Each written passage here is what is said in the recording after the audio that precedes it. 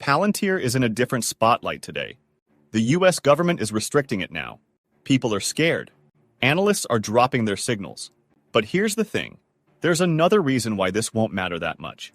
And this might be the light at the end of the tunnel. What is happening? And what on earth am I even talking about? Well, let me explain.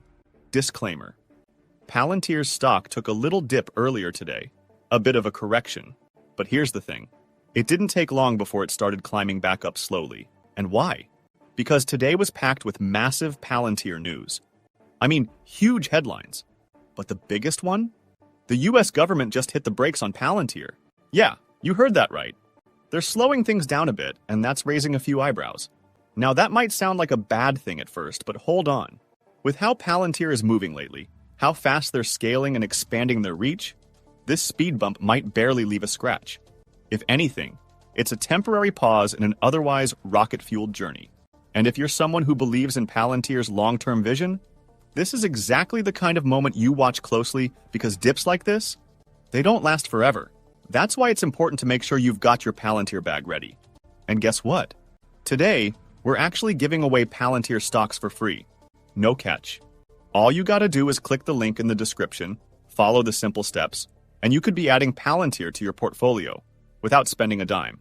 Now let's talk about what all of today's drama actually means for Palantir's price chart. One well-known analyst laid it out pretty clearly. He pointed out that Palantir just broke below a key moving average for the first time since early April. That's a big deal, because it signals a shift in short-term momentum. This isn't just a random one-day drop. It could keep sliding a bit more. Some targets being thrown around are in the low 110s, maybe even just above the 100 mark. But here's the good news. If it does get down there, it's not a red flag, it's a golden entry. A second chance for anyone who missed out when Palantir made that wild reversal run a few weeks back. Because the bigger picture, it still looks incredible. The weekly chart shows a strong cup and handle pattern forming. And if that plays out, we could easily see Palantir heading up to the 160 range by the end of summer. So yes, the short term might be a little rocky. It might not be the moment to jump into short-term calls unless we see a clear reversal. But if you're here for the long haul, this is nothing but noise. The momentum, the partnerships, the AI push, it's all still on track. So you might be wondering, what actually just happened here? Well, here's the scoop, and it's a wild one. Republican privacy advocates in Congress are now criticizing the Trump administration over its growing partnership with Palantir. Yep, you heard that right. It's not Democrats raising the alarm this time. It's folks from Trump's own party pushing back. And the reason? It's all about data. Back in March, President Trump signed an order that told federal agencies to break down the barriers that stop data from being shared and connected. Basically, the green light to merge massive pools of government data. But even before that, Palantir had already been expanding its AI footprint inside the US government, working to build a massive interagency database that could combine everything from health records to financial info, all in one place. Now, to be clear, this is exactly what Palantir was built for.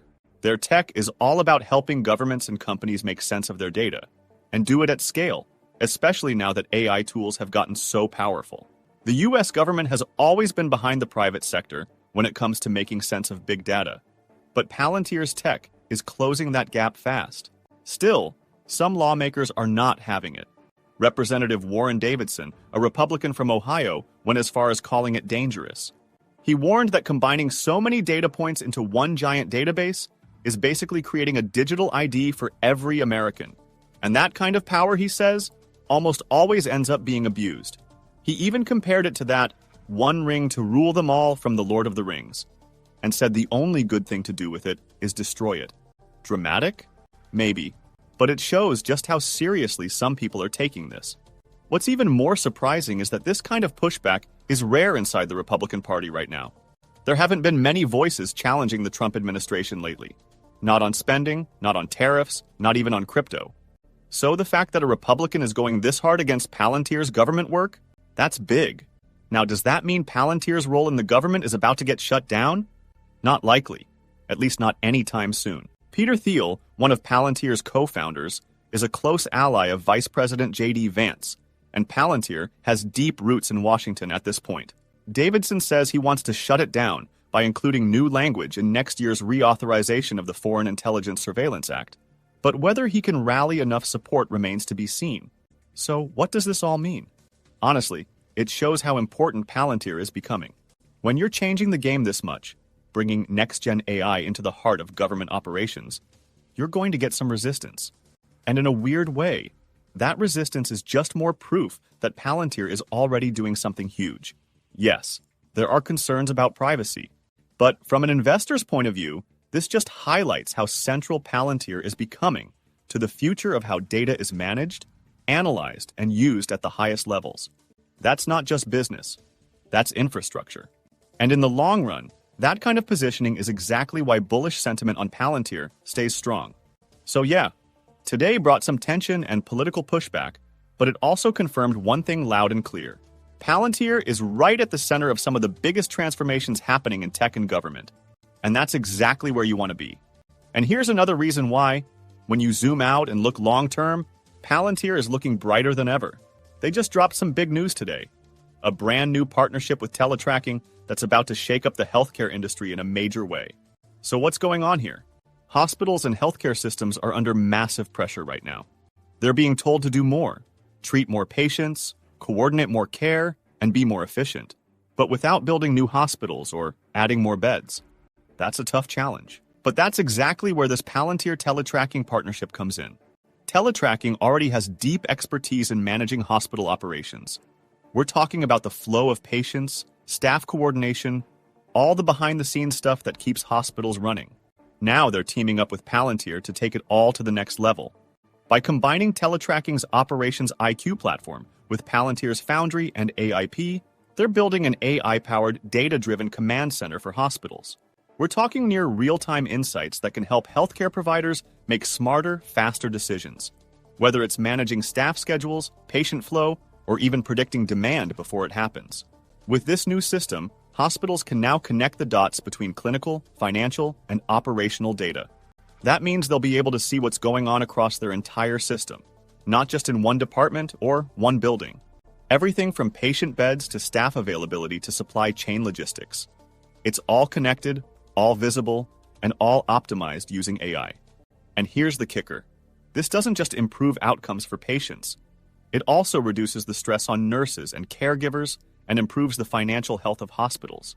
That's a win-win-win. So what does this mean for Palantir right now? It shows, once again, that Palantir is not just some defense contractor or government data partner. They're scaling fast across critical industries. Healthcare is one of the most complex, regulated, and high-stakes sectors out there. And now, Palantir is positioning itself as a key player in transforming it. Think about what this says about Palantir's strategy. They're not just chasing short-term contracts. They're building long-term infrastructure. They're planting roots in healthcare, energy, manufacturing, finance. And their AI-native platforms are doing what no one else in the space can match right now, making sense of chaos. Even in the middle of short-term price noise, this is the stuff that builds billion-dollar value over time. These partnerships are sticky, they're deep, and once a system like this is built into the core of how a hospital operates, it doesn't go away. So yeah, a little correction on the stock today? Whatever. Palantir is scaling, fast, and if they keep landing partnerships like this, you better believe the long-term upside is just getting started. But what is your opinion on this? Comment down below. If you are curious to find more, then make sure to click on one of the videos you see on the screen. And with that, we come to the end of this video. If you enjoyed the video, then turn on the notifications bell on this channel. Missing an important Palantir update might make you lose money, so don't risk it. Also, please share this video with as many people as possible. Let's get this news out there.